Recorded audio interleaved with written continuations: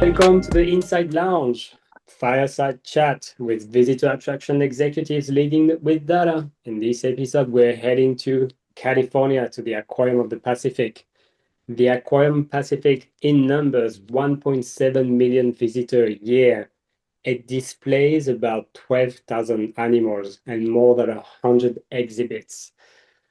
360,000 square feet. The aquarium has approximately 1,200 volunteers, 350 employees, and today we're meeting with John Rouse, Chief of Aquarium Operations. John, how are you doing? I'm good. How are you? I'm very well, thank you.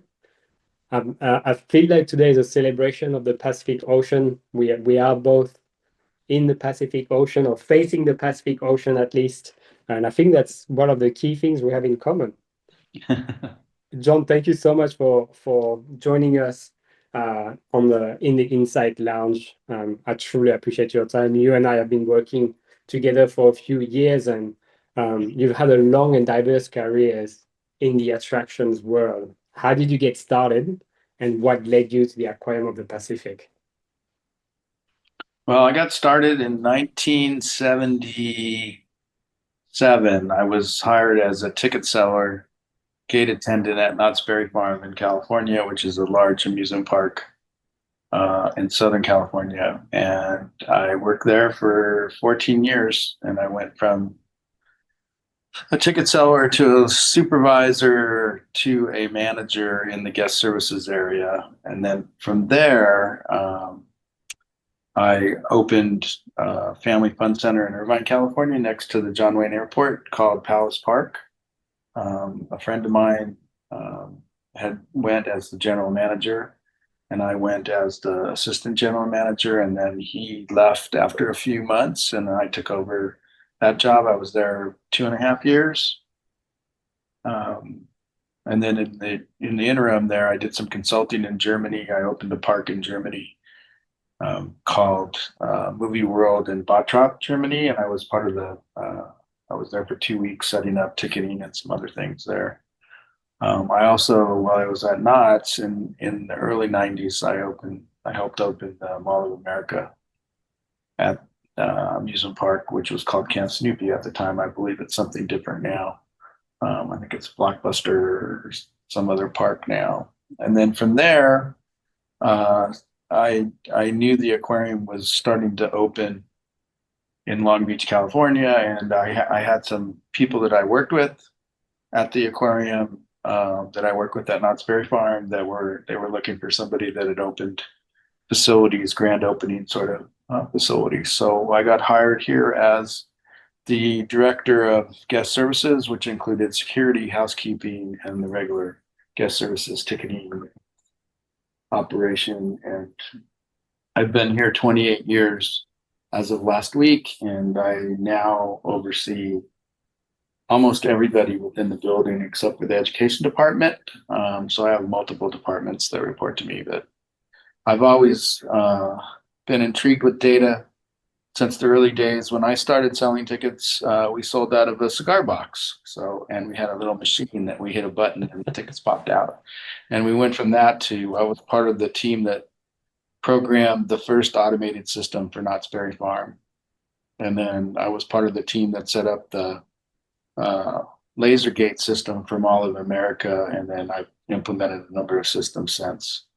And one of the things with those systems didn't have the greatest reporting aggregator, um, still don't in some cases. So I know there's other products like Power BI and others that we've looked at, but we really like Dexibit because it's so easy to use and the dashboard is really easy to look at on a daily basis. And Yeah, I know you guys are really data hungry. And you also consume data on a very regular basis. And you just mentioned a little bit about data, and you've mentioned how tickets used to be sold and how tickets are sold now, right? And we've come so far, right? Even like I feel Yeah, like in the past, like after COVID, right? Like COVID really shake things yeah, up. yeah, We had to readjust how we're selling tickets with capacity restriction and stuff, and that made a lot of people think smarter about how they're selling their tickets. But over the years, you've mentioned 28 years and happy anniversary for last week, by the way. That's an impressive tenor. Um, but you've probably seen the role of technology evolve, right, in the visitor attraction space. yeah. When I think, luckily for us here at the aquarium, we were always capacity driven. So we had everything really set up for capacity. We just in the past we only used it maybe 10 times a year on the busiest days. But after COVID, um, we basically had all that set up. So we were always adjusting the capacity because people had to make reservations to come in. And that's sort of has held pretty solid up until the last maybe 18 months where we're now experiencing more walk-up sales than we've had in the past. So it was really easy to set up all that for COVID because it was set up. We obviously changed it a lot to reduce the capacity of COVID. Right now, our as Pierre said earlier, we were at 1.7 million back pre-COVID. Now we're sort of capacity at about 155. Now that's kind of where we like to stay. That sort of people have a great visit. We also have cameras that are monitoring from a data perspective. We have sensors cameras that are monitoring the capacity on a minute by minute basis and also in some of the galleries that get busy. So we're constantly looking at data on a daily basis so we can increase sales on periods where we can and reduce sales on periods where we think it's too busy. Yeah, do you think the fact that you've been capacity restricted for a while helped you during COVID, but you also think it's Yeah. sort of like unique to Aquarium of the Pacific and on the operation side, but also on the guest experience side, it gives you a Well, little bit more control. because of my experience at Knott's Berry Farm, I was really aware of sort of in park attendance, whereas a lot of the aquariums when I started here in 97, a lot of aquariums knew their attendance for the year and for the day, but they didn't really know what they had in the building or they'd like to stay. And we've always had that here because we used the same calculation that the amusement parks use.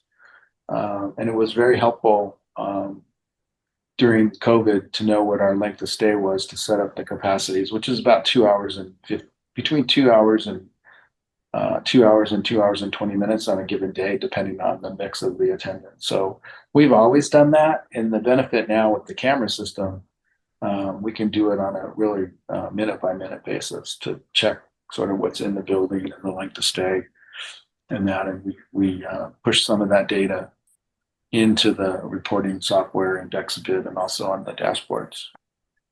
Mm. Yeah, I mean, like talking about dashboards and talking about reporting. uh, Again, we've been working for a few years now, and I know that you are one of the organization that has incredibly strong daily data habit, not like you are looking at this every day. You are on top of that data every single day. Um, what a typical day looks like when you look at that data. Do you look at it in the morning and then in the evening? Like how often do you look at that? Well, I look at the data depending on what data I'm looking at. I'll be looking at definitely when I first get in, report every night that comes in the morning on certain things, like the day before is attendance, the day before is revenue. First thing in the morning, that just comes in as an email. And then when I come in, I look at sort of the month to date and the year to date figures in the morning. So I will look at the dashboard probably 3 or 4 times a day and then do some reporting off that, or I'll use another system to look at some data, especially with the capacities, especially on the busy days. Myself and our director of guest services and some of the other staff will be looking at the capacities. We're in 15-minute blocks, so we will either increase or decrease those blocks based on what we feel the attendance is being, and if we have any ability to sell more tickets within those groups. So Gotcha. I look at data multiple times a day, and the other staff members that work for me do the same.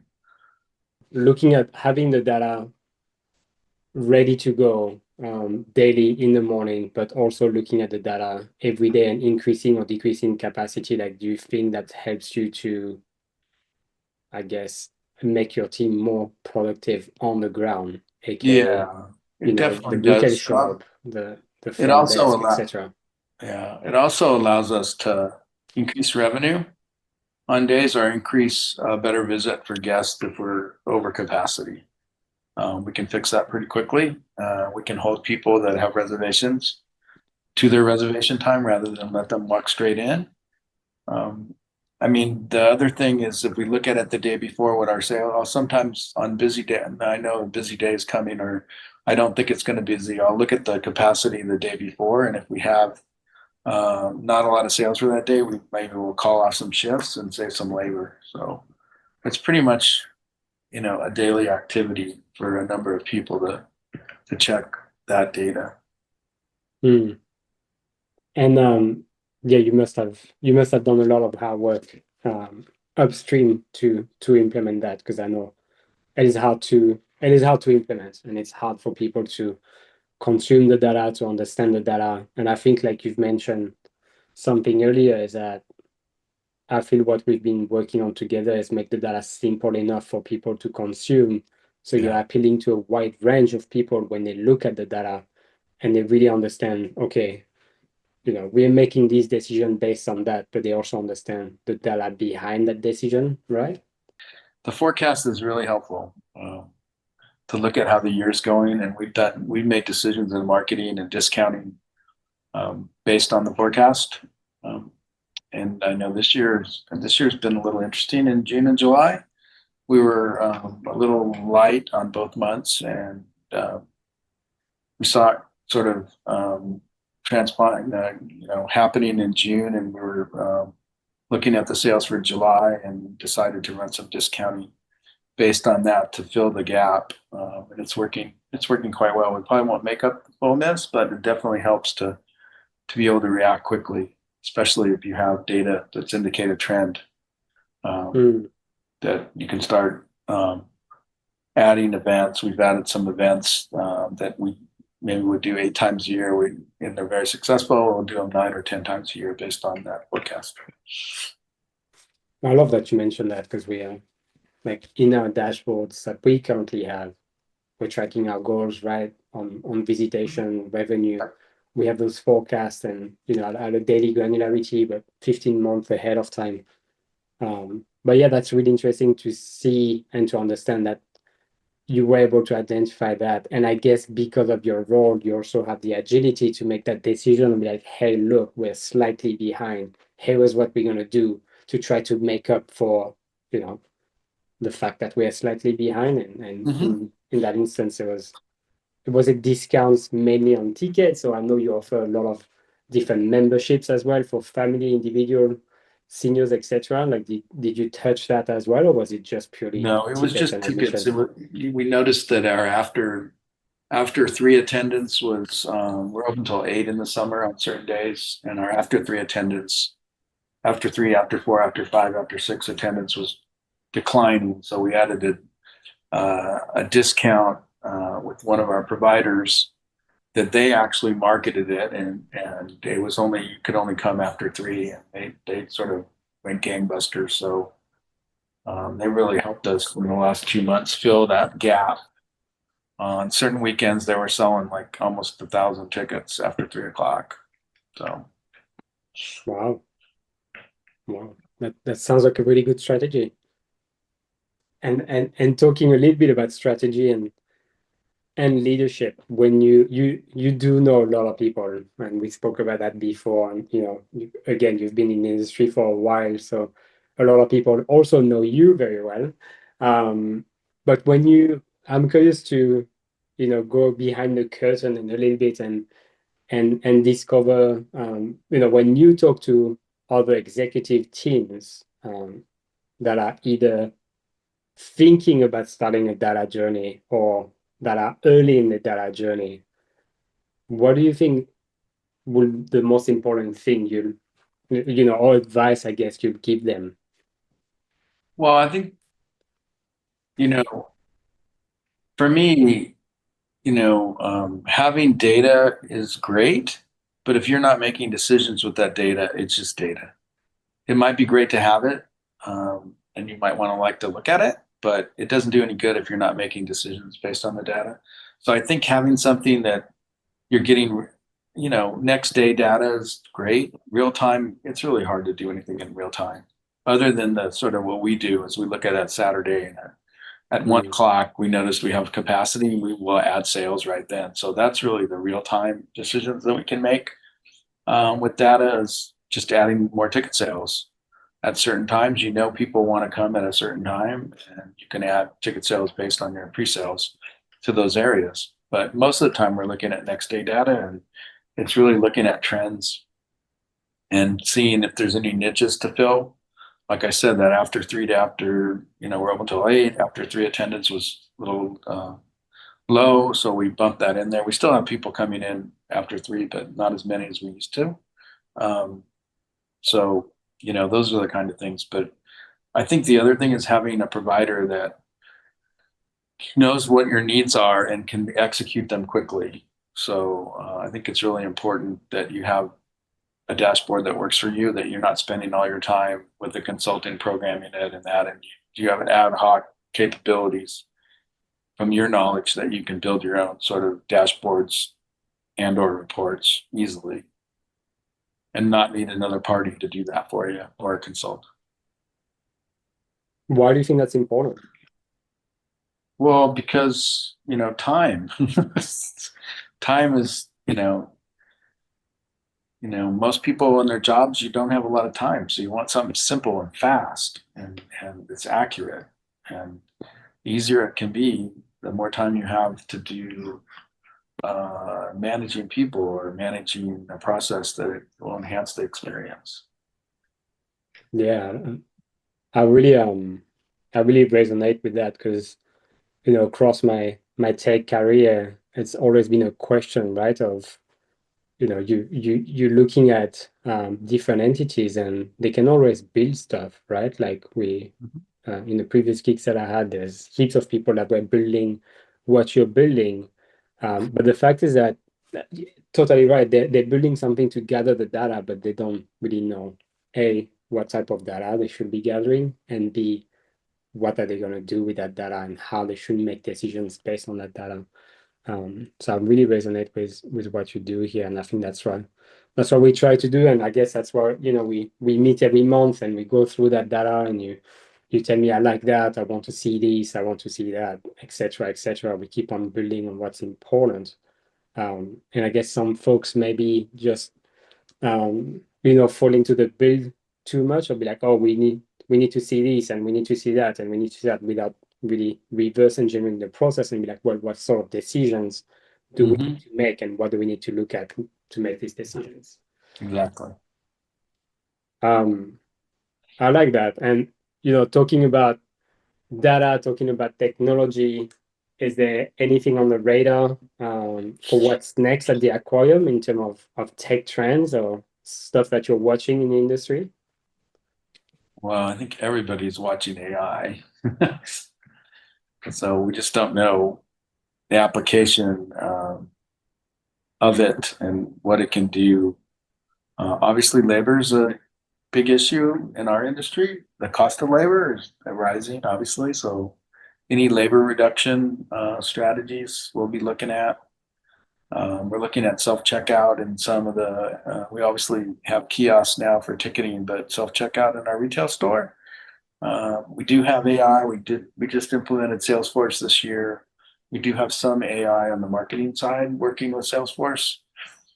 Um, but we're sort of that's the big thing we're watching right now. From a technology standpoint, when it comes to reporting, I think we have the right tools now. It's just a matter of um, using them all and getting even more data in there that's important. We've talked about adding labor dollars to some of the dashboards to see if there's any areas that we can sort of firm up on the labor side. but that's kind of what we're looking at. Cool. Thanks for sharing that. Last question for you, and it's like a wishful one, that if you had a magic wand and could instantly solve one operational challenge with data, what would it be? You can be as creative as you want, John. That's a really tough question. I mean, one of the things we're always toying with pricing. If you can get your pricing right, where you're,